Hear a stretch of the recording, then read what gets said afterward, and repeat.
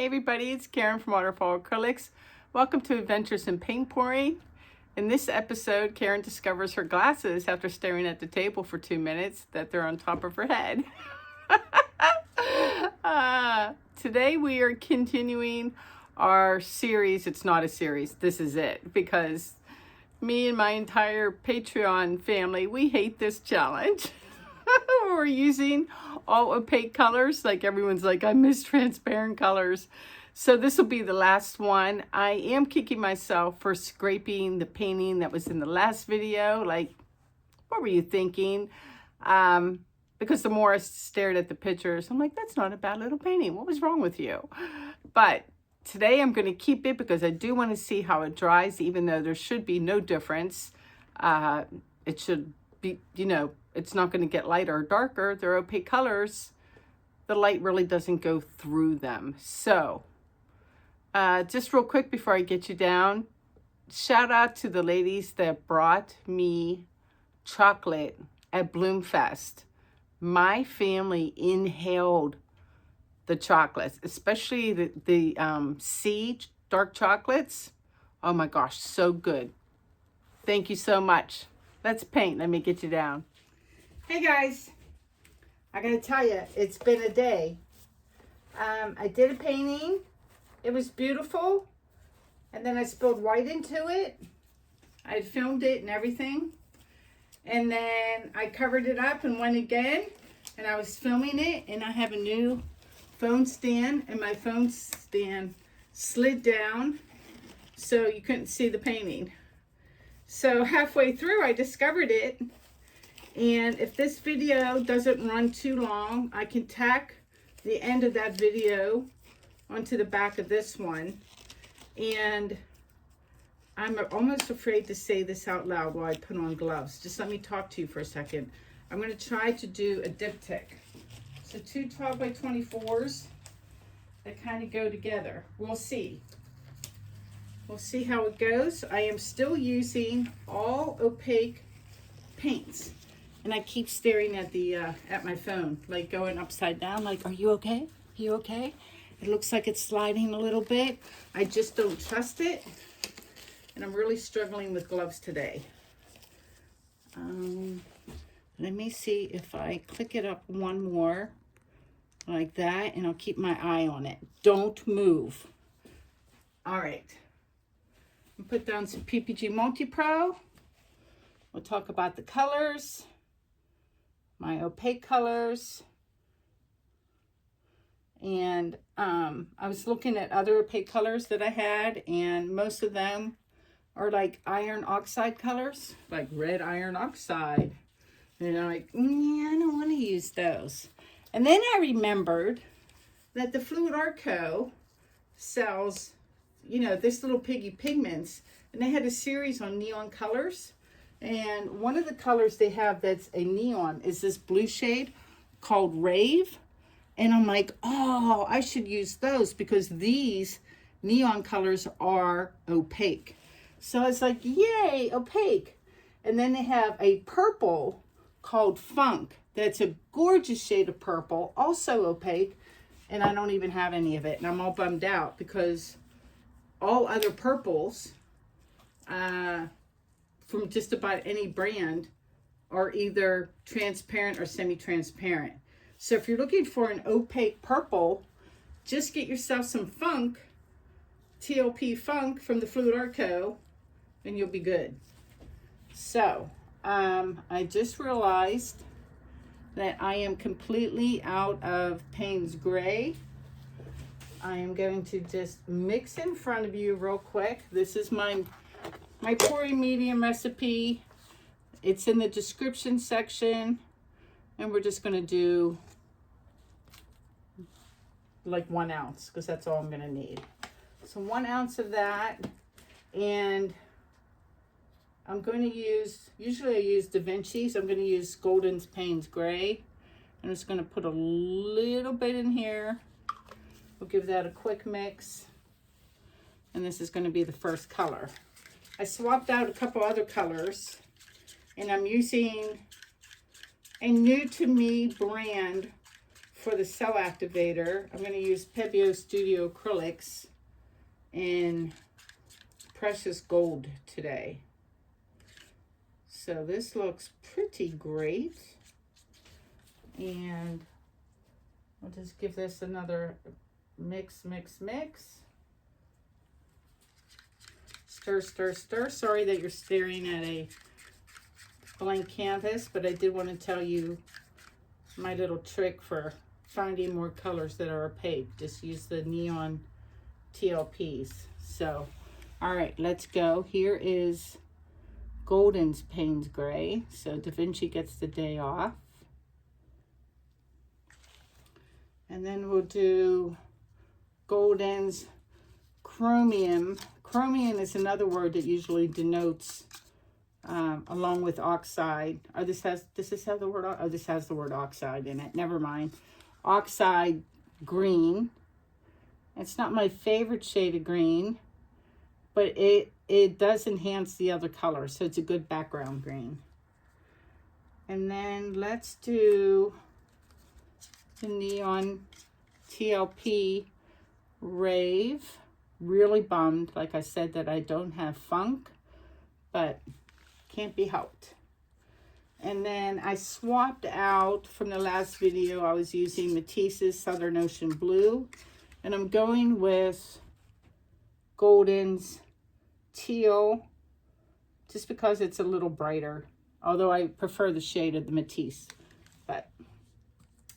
And then finally we have Golden's Light Ultramarine Blue. And then because we're using gold as a CA, and I want some contrast, I think I'm going to put some more Payne's Gray in the middle of all of this. So something like that. And then, like I said, this is my CA, the PPG Studio Acrylics. I did a 2-to-1 ratio, and it seemed a bit thick, so I added like another nickel-sized dollop. So it's a bit thin now to me. But we'll give it a go. I find gold to be tricky to use as a CA color. But let's see how it does. So put like this. This is a 12 by 24 canvas. Does it look like my stand is moving? I keep going like, are you moving? Are you okay? It's just all paranoid now. All right, let's blow this out. Cool air, high fan.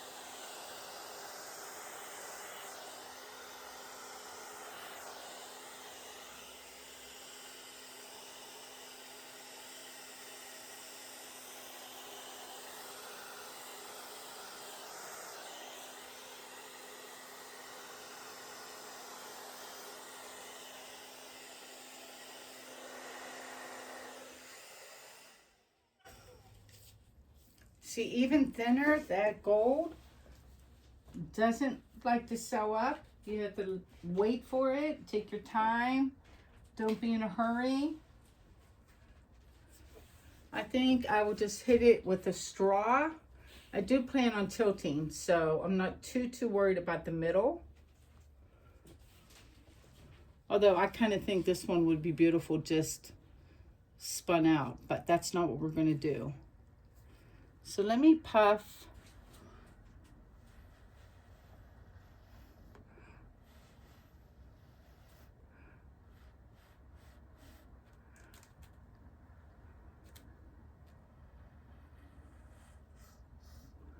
Oh, I don't like the white I dug up. But that's okay because my pipettes have been getting a workout today. So let's just operate right there.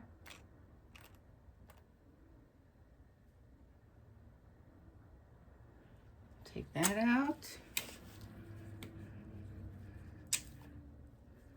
And then maybe some of this right here too.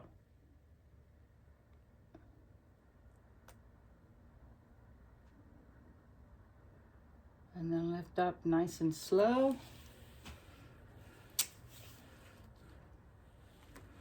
I'm gonna give a little baby spin. Whoops. Just to get to the short sides a bit, but I want to save a lot of my paint for tilting.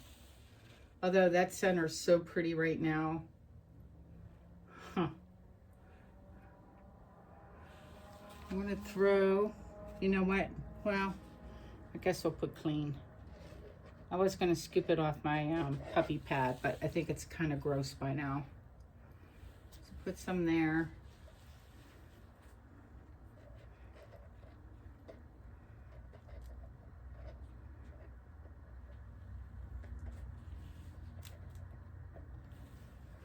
And there.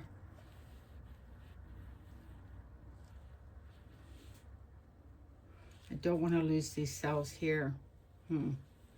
Let's tilt a little this way to get them away from the edge.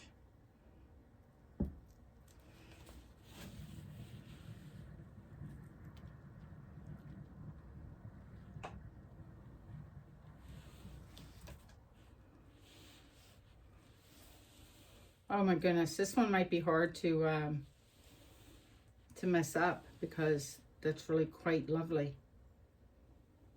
Still have to get to all four corners. I just want to adjust my canvas. Put it more in the center. Get to my corners. 2, 3, 4. There we go. This one I can just touch. Touch right there. Good to go. And so the painting you haven't seen yet that I did first, that went off camera, is sitting under this table. And if I'm going to make this a diptych, it requires me tilting to change the composition. So it's not about having two blooms that are similar, but they also have similar compositions. So it's deciding which way to take off. This one, I think I like the cells better on this side. So I think we're going to tilt off this way. Yeah? Am I still in frame? Yeah, okay. So paranoid. I'm going to tilt it toward me. I don't know, you won't be able to see the whole thing, but I kind of need to be able to see. And we're just going to take that middle. And we're going to let it run. Goodbye, pretty cells, I know. Oh, it hurts, it hurts, it hurts. 3, 2, 1. Good enough. Stop. Right off the center.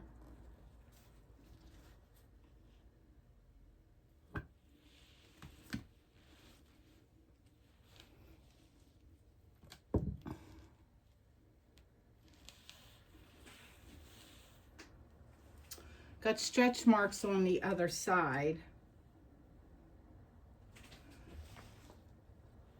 But I'm going to spin first just to get rid of the wonky lines I have on the short sides.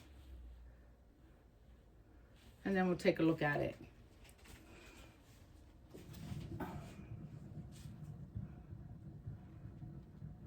Get rid of some more paint.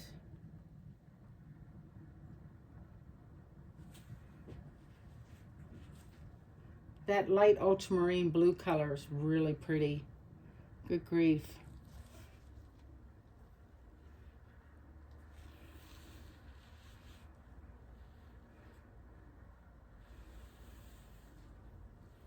I'm going to go again just to get rid of like this mark. I got a couple speckles, but I touched them up later. I'm not so sure I like that I left the remnant of the middle of the bloom right there. But maybe I should tilt this little part off and it'll take off the part I don't like up there. So let's do that. I should have went all the way. Yeah, there's still enough paint on here too. It's moving pretty quickly. So 3, 2, 1, 0. Yeah, I took off that other thing I didn't like. And then let's turn it and tilt it back toward me.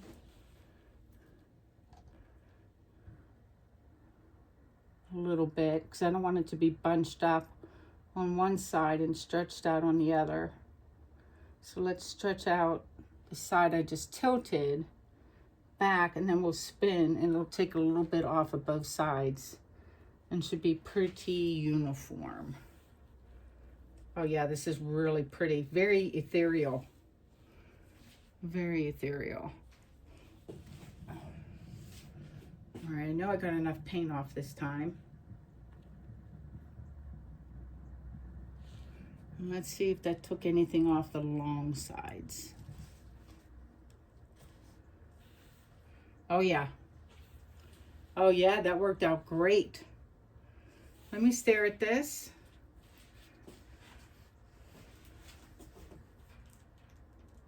I don't know if it's going to match the other one exactly. I'm going to get you down. I'm not going to show the other one. It has, like, half the time I was out of frame, so I'm not going to bother.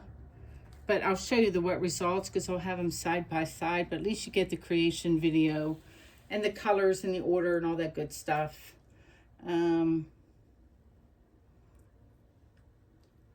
think I have something in my art. I'm going to go take off my gloves. Yeah, this is a ta-da for me. I really like this. Who knew that all opaque colors could be so beautiful? Like, really. It's really quite lovely. But there is something, right? What are you? Like a little nugget of house paint or something. Got it. And then off camera, I will stand here, oh so patiently, and either dunk what I can. I have maybe a dozen speckles from the new can of house paint, and touch them to get rid of them. Or like the ones that are in the teal, they'll be super easy to touch up. But I'll either dunk them like this or do it when it's dry. But yeah, I am saying ta-da! I think this is lovely. And I'm going to put it next to the other one, and we'll see if it makes a decent diptych side by side. If not side by side, they'll definitely be able to be hung in the same room for sure. Be right back. Okay guys, I'm back with the dry results. Totally loving this pouring medium recipe. It dries so fast and so silky and smooth and doesn't crack. I can't say enough good things about it. It is 20 hours later and these are dry. So I'm showing you both, deciding on the orientation. So this is one way, and then let me turn it around the other way and we'll take a look. All right, here's the other orientation. Honestly, I think they could be hung either way. They will look better with a little bit of a gap. Although in this orientation, not that you would hang them this close together, but look how good that lines up. I'm like, that's kind of amazing. But you would hang them with a gap. And as I think I mentioned, these would look really great if someone had a corner wall like this. Like, see where my one little painting is? You put one there and then one on the wall there. That would look amazing. I am quite taken with this color palette. It is bold yet soft. It's both. It's very ethereal. And one thing, particularly on this one, I think it shows up better. The gold lacing, it's like it's sitting on top of the colors.